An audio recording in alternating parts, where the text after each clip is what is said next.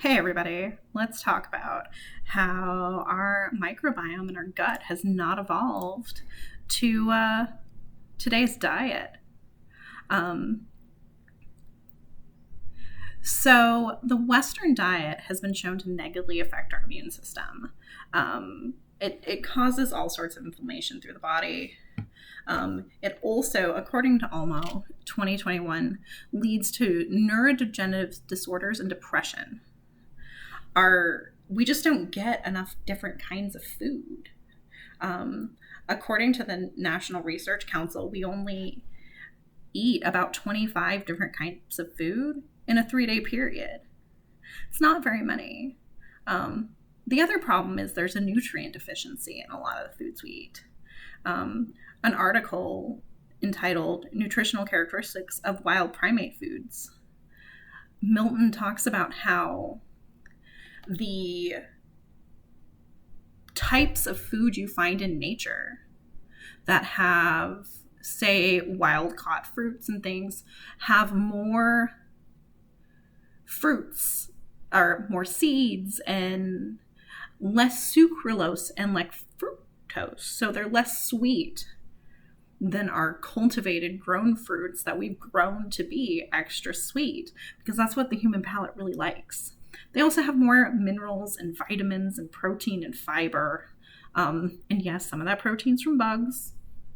But, our hominid ancestors had such a different type of food, and it's taken us so long to evolve to this point that we really don't have the time to have evolved to this modern diet that's high sugar and high fat and really processed and really limited. Hunter-gatherer diet's going to have a lot more span of different kinds of foods because they're going to be eating through the seasons about what's ripe and what's not.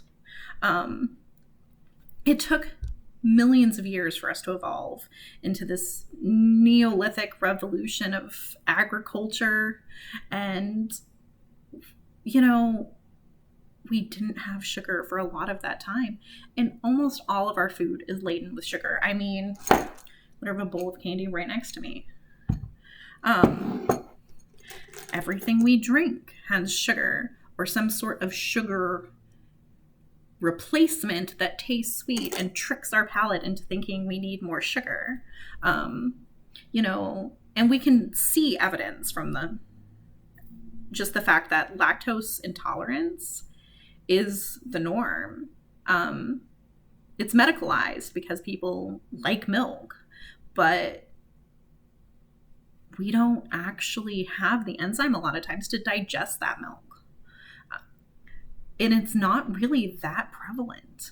And most of what an American diet is there's a lot of dairy. It's dairy and sugar and high protein and very little fruit, very little vegetables, very little grains. And the ones we do eat are nutrient deficient. One of the ways I think that we can make this work better for us is foraging.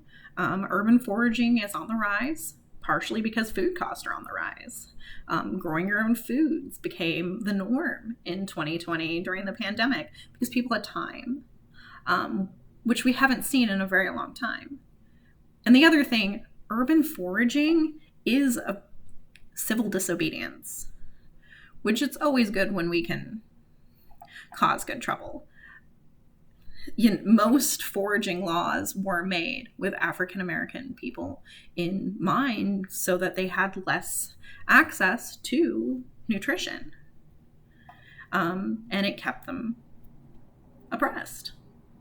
So, foraging there's not the research yet. Nobody's done a study on urban foraging and what happens to the gut biome. Somebody hopefully will pick it up.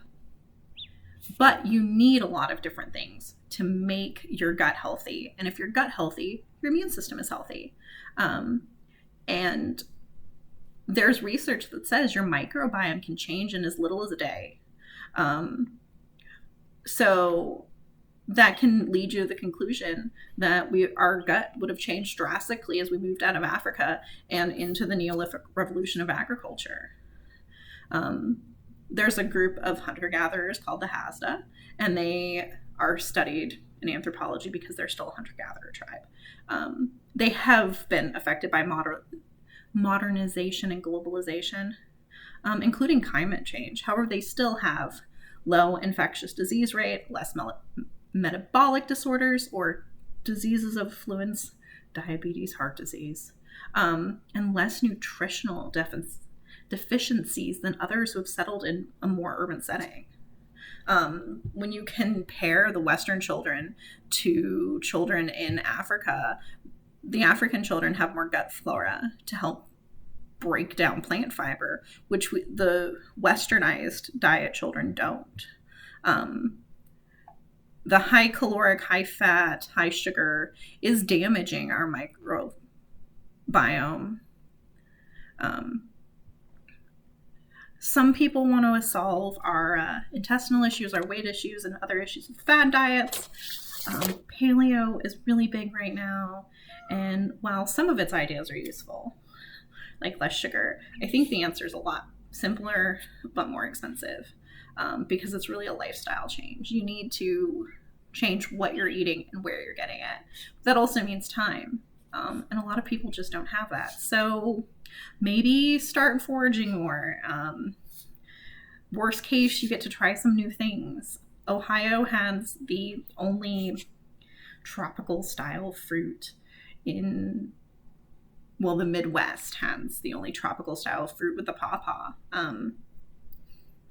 It can't be shipped out of the state because it just doesn't transport well.